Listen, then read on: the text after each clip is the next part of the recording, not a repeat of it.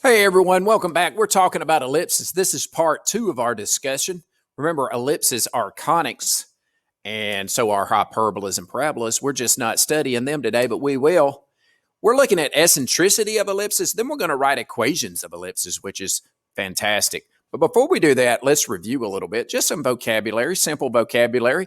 These 2 points, points B and G, are called minor axis endpoints. And points A and E are major axis endpoints.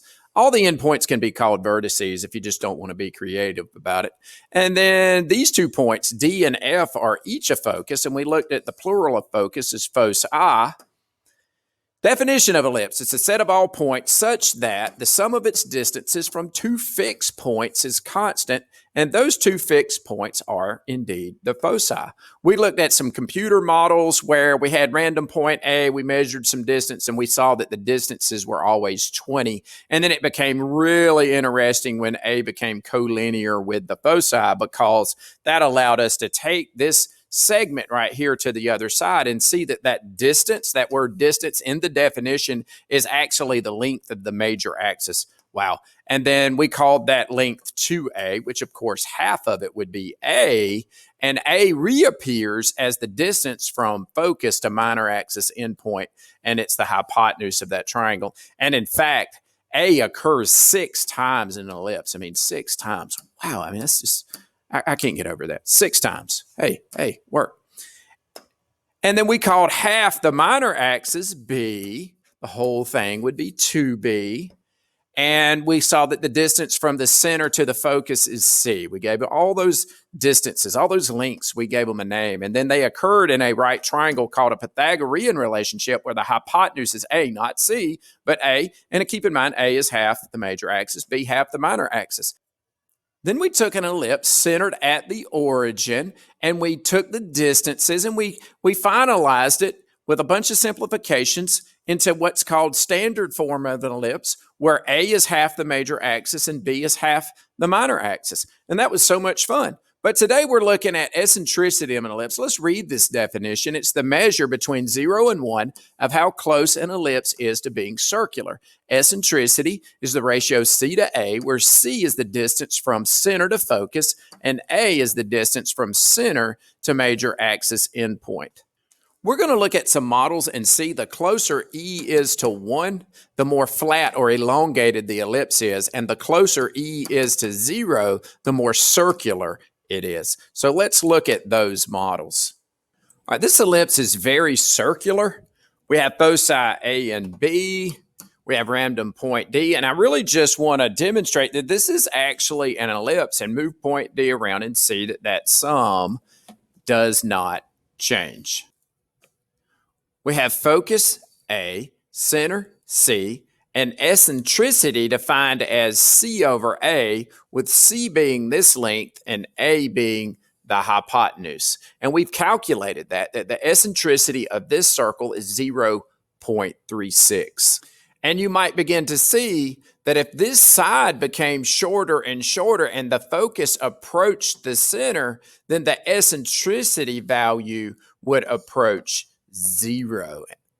This ellipse is very elongated. We still have a focus A and a focus B and a random point D here.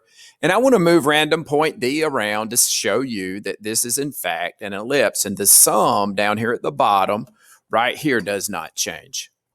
The eccentricity of this elongated ellipse has been calculated. Remember, E equals C over A, where this length right here is C, and this length right here is A, and the eccentricity of this ellipse is 0.95.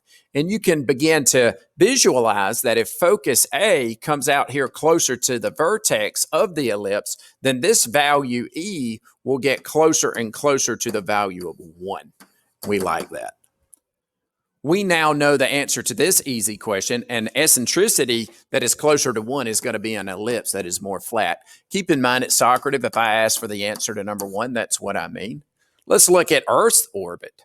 Earth's orbit is almost a circle because its eccentricity is between 0 and 0.07. There we are.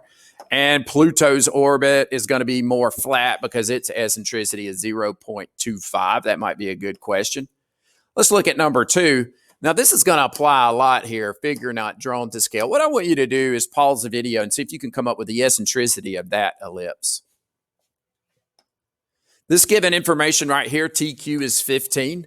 It does exist here by definition, but we really don't want it there. We want it here from the focus to the minor axis endpoint, and we want to train our thoughts to this right triangle right here, which does not include the major axis endpoint. And so then it becomes just to find and see. Well, how do you find C? Well, we do that by the Pythagorean theorem, and everybody can do that. It's root 161. And then the eccentricity is going to be C over A, which is root 161 over 15. At Socrative, I do believe I want that as a decimal, so let's make it 0.85. Round to 2 decimal places. All right, same thing. Pause the video and see if you can get that right. We want to make the triangle without the major axis endpoint. Oh, too bad. And then we do the Pythagorean theorem to find the hypotenuse, which is root 433, and the eccentricity is C over A, so it's 17 over that root 433, which I believe is there. And then we want to make this a decimal anyway, so let's not worry about the radical on bottom. And so that's 0.82. Let's review from the first video, the part 1 video. And a vertical ellipse or horizontal ellipse, to start with that, has this format where A, half the major axis is under the horizontal variable, and the vertical ellipse has A, which is half the major axis under the vertical variable. And we can answer this question really easily because 40 is bigger than 10 and it's under X, then we know that that is a horizontal ellipse. And here we want to recognize a vertical ellipse where we're looking for the bigger number under the vertical variable. And so the answer is B. And then if they're the same, we said that that was a circle. In the standard form equation of an ellipse, there's really just not a whole lot. There's a half the major axis and half a minor axis. The only other thing is the center. We started with it at the origin, so we could pretty much ignore it because it was 0, but it's not always going to be the origin. H here is the x coordinate of the center, and K is the y coordinate of the center, kind of like the parabola's vertex, but we're not doing that. And then A is half the major axis and B is half the minor axis. Keep in mind, this is a horizontal ellipse here. And then a vertical ellipse would have the same stuff. H is still the x coordinate of the center. K is the y coordinate of the center. And now that B is under the horizontal variable x and A is under the vertical variable y. So you need 3 things to write an equation in standard form of an ellipse. You need the coordinates of the center, you need half the major axis, and you need the length of half the minor axis. Pause the video and see if you can answer these questions. That would just be great. We want to start with the center. That's very important. And then we want to kind of sketch it out where, since this is a vertical ellipse, the major axis is vertical and the minor axis is horizontal, but we really don't need that stuff. We really don't even need the ellipse itself, but we'll keep it for effect. We need the right triangle. We don't need this length. Let's remove it. Let's bring the focus down, and let's connect the center to the focus to the minor axis endpoint.